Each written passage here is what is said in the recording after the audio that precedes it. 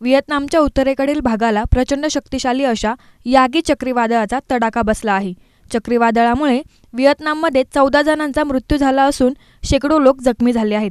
तर चीनच्या हेनान प्रांतालाही याचा तडाखा बसलेला असून तिथे 2 जण ठार आणि सुमारे 100 जखमी झाले आहेत। यागी गेल्या दशकातील सर्वात शक्तिशाली वादळांपैकी एक असल्याचे वर्णन हवामानशास्त्रीय अधिकाऱ्यांनी केले आहे। व्हिएतनाममधील सरकारने आता मुसळधार पाऊस होणार असा इशाराही दिला आहे। दरम्यान सोशल मीडियावर या चक्रीवादळाचे भीतीदायक व्हिडिओ व्हायरल होत आहेत।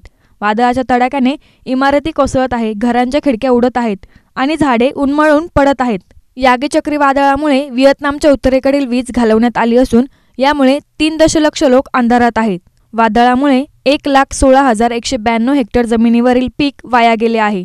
यामुळे काढणीला आलेला भात आणि फळबागांचे मोठ्या प्रमाणावर नुकसान झाल्याचे AP न्यूज या संकेतस्थळाने म्हटले आहे। उत्तरेकडील 4 विमानतळ बंद केल्यामुळे शेकडो उड्डाणे रद्द करण्यात आली।